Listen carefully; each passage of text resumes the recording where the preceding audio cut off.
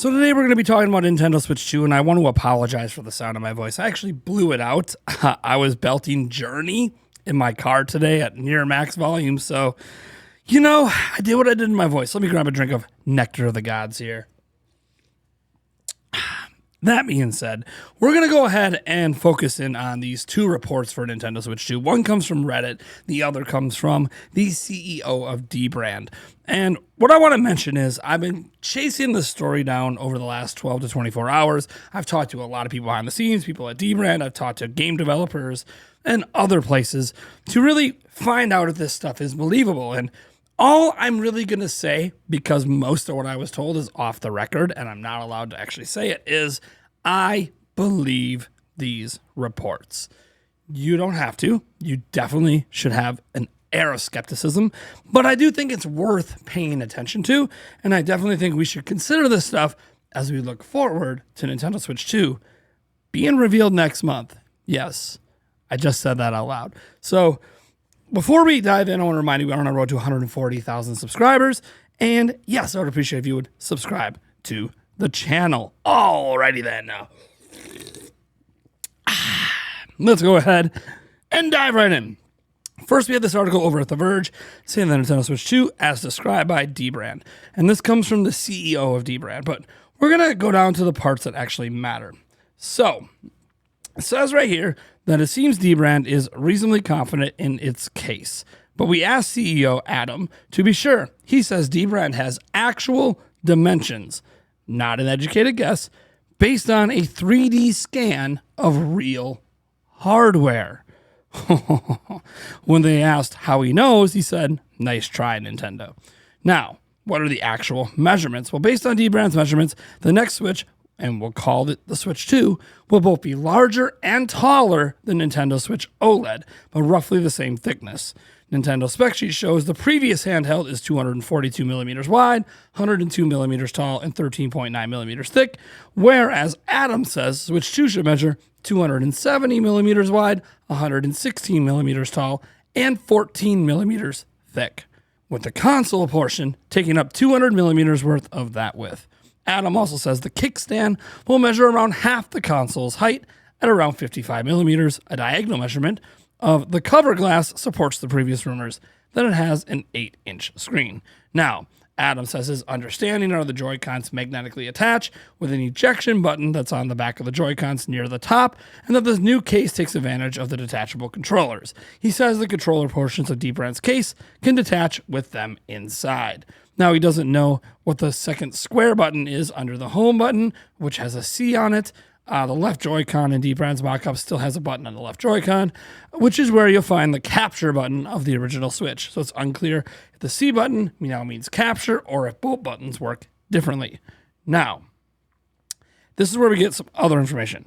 Adam says the joystick stands 6.27 millimeters tall, and the D-pad and ABXY buttons protrude 1.57 millimeters with a 180 millimeter wide kickstand and back triggers that extend 9.1 millimeters.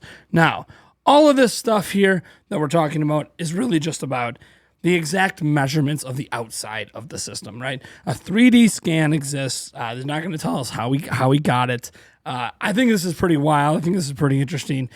This isn't the most interesting stuff today, of course, but we're going to pay attention because Nintendo's obviously upset that this 3D scan got out there. Why do 3D scans exist in manufacturing? Well, a number of reasons. One of them is quality control, being able to mess with things in a computer without being there in person.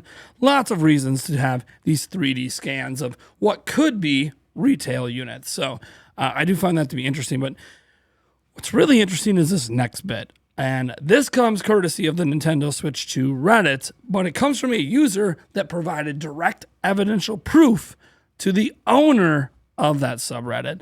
And that owner is very, very confident that this is real stuff.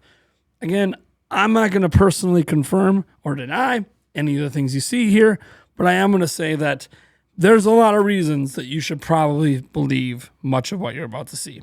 So, a user on the Nintendo Switch 2 subreddit claimed to have seen or held a Switch 2 final unit, and they sent visual proof to the moderators. This is the post from the moderator explaining that they were sent stuff. All right, so here's the rundown. The console is called Switch 2. And the logo is the Switch logo with a giant 2 on the side. And then there's a Nintendo and then Switch underneath it. So like there's like 3 lines. First line's the Switch logo, like the Switch Joy-Con stuff with the 2, and then Nintendo Switch. You can pretty much figure out what that looks like in your head.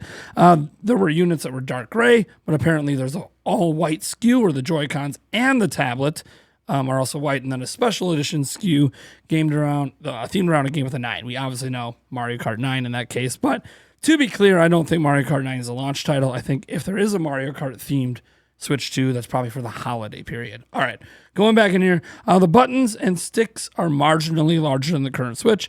The console doesn't feel heavier than the current Switch.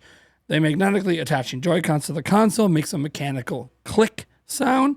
So there's probably a locking mechanism, of course. The 2 back buttons are indeed the Joy-Con release buttons. Heard the reveal is next month for a Nintendo meeting. So Nintendo has a financial meeting on February 4th. So it sounds like they're going to reveal it before that financial meeting in January. All right.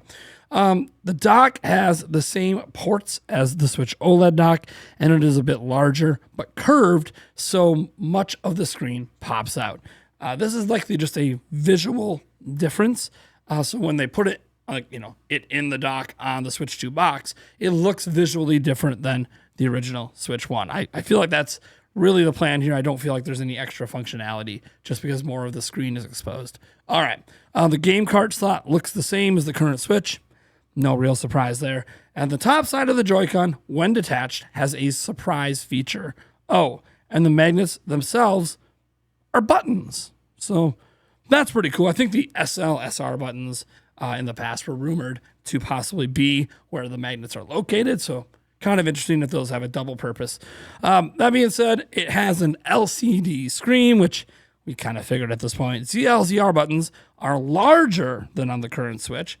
And this is the big one. The sticks are Hall effect. Guys, so long to Joy-Con drift.